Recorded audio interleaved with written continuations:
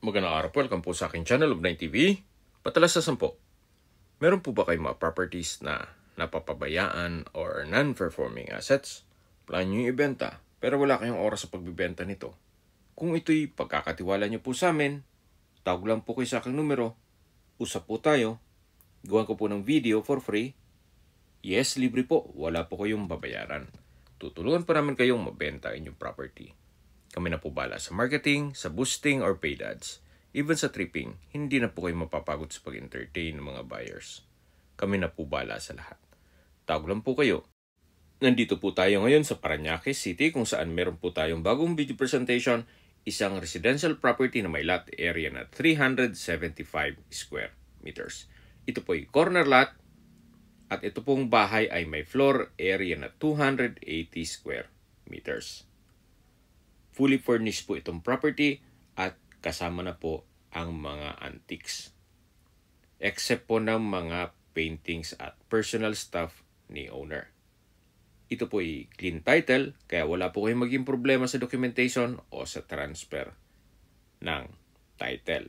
Nasa loob po ito ng isang subdivision na meron pong 24 hours security. Ito po yung corner side ng property.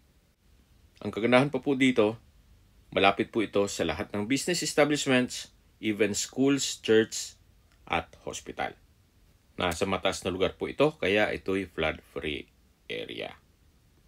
Walking distance lang din po ito sa mga business establishments, even schools, church, at hospital. Mamaya po, sa dulong parte ng video, pag-usapan natin ang distance, location, at travel time.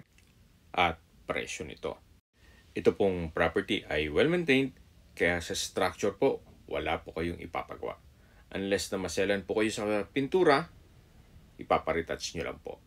So ito po yung main door, kung saan ito yung double solid wood door. Then naka-brick stone walls. Napaganda po ng disenyo. At welcome po dito sa bahay ni Madam. Lahat pong antiques, furnishings, at mga kagamitan na nakikita nyo ay kasama po yan. Pera lang po sa mga paintings at personal stuff ni owner. Dito po sa side na to ay naka-wood parquet, then may customized na glass window, may chandelier. Ito po yung facade kung saan yan po yung round shape na galing tayo dyan kanina. Yung may gazebo. At dito naman po yung living area o salas. Then sa dulo po, matatanaw natin yung dining area. Meron pong display cabinet sa gilid nito at meron pong mga collection si Madam.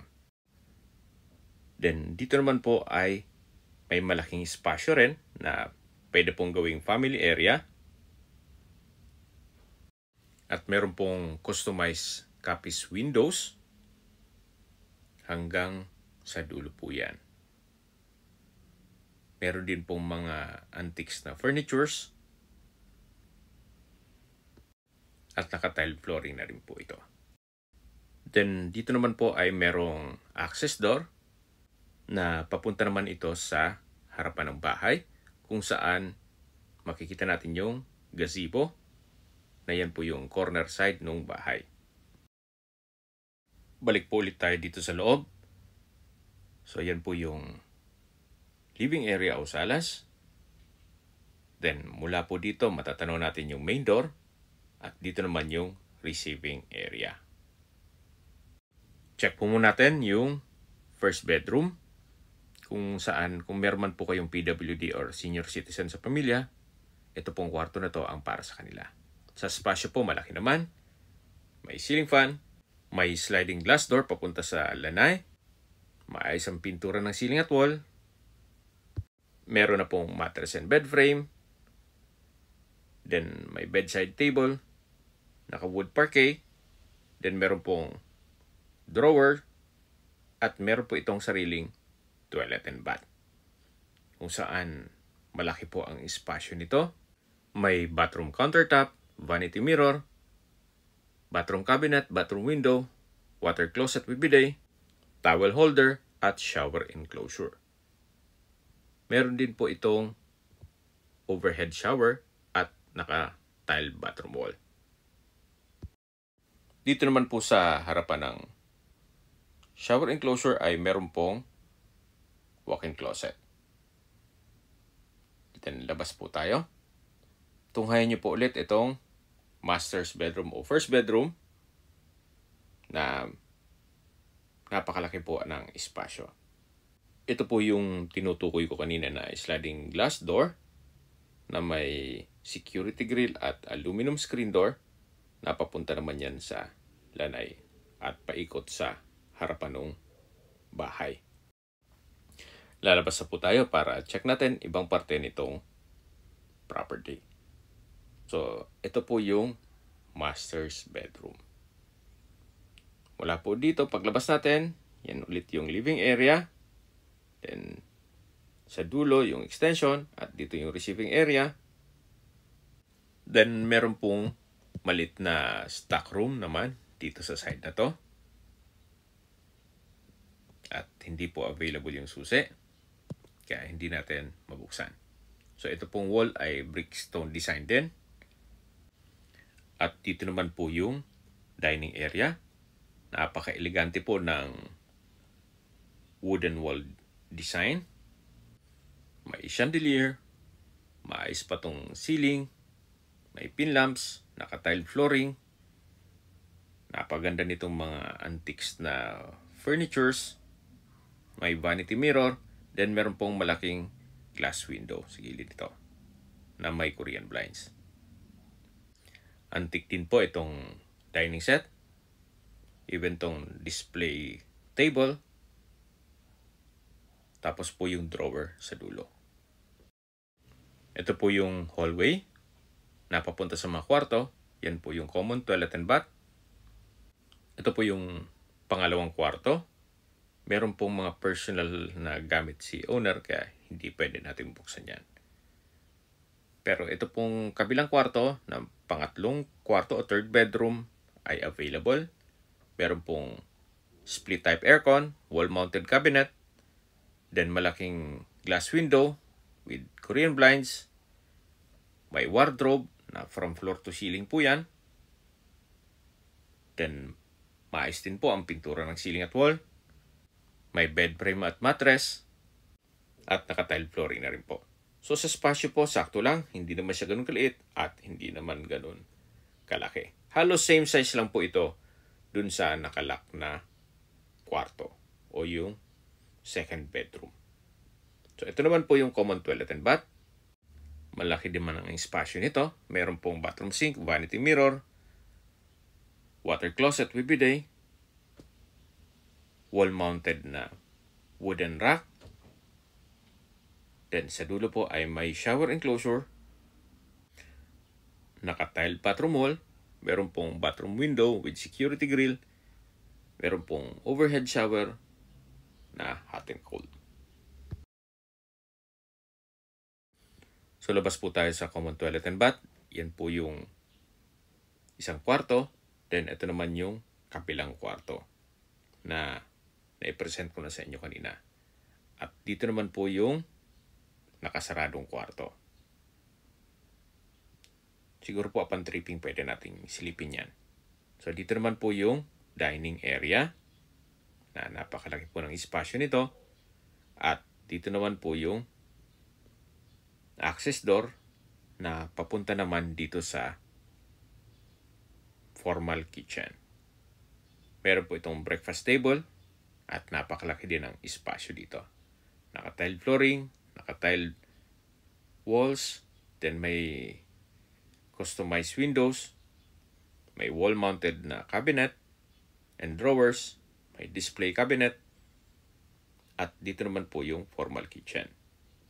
Naka-marble kitchen countertop, stainless sink with faucet, may kitchen cabinet at storage ng kitchen utensils. Meron din pong pantry. At mayroon pong access door na papunta naman po ito sa likod ng bahay o yung setback. At dito na rin po yung service area o laundry area. Ito pong nakikita nyo na opening, once na ma-acquire nyo po ito, ay isasara po yan. Ito po yung mga glass windows with security grill. Lahat pong kwarto ay may natural ventilation. Hanggang sa master's bedroom po yan.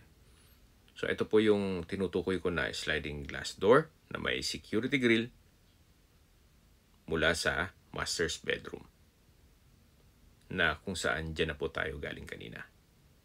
At may access gate dito na papunta naman sa harapan ng bahay.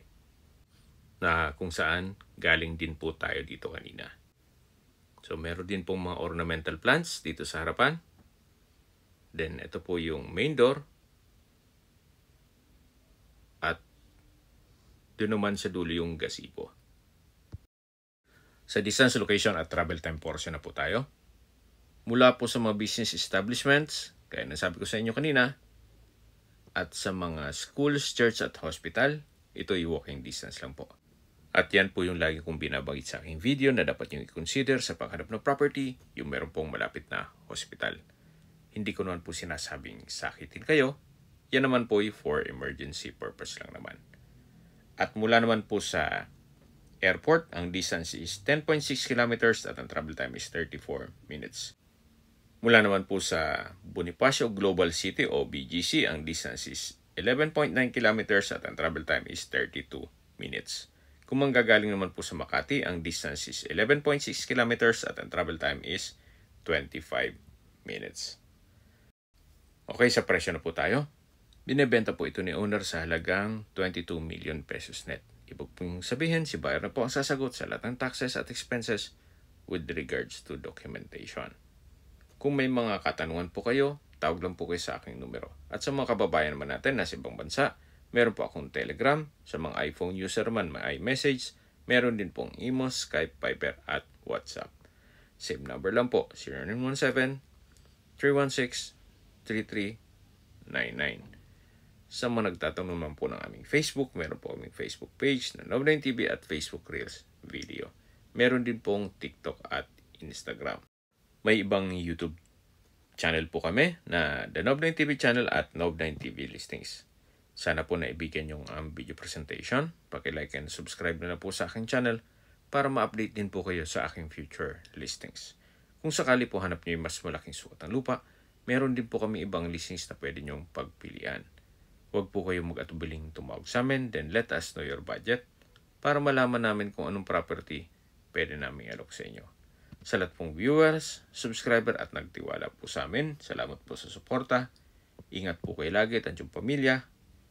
Maraming salamat po.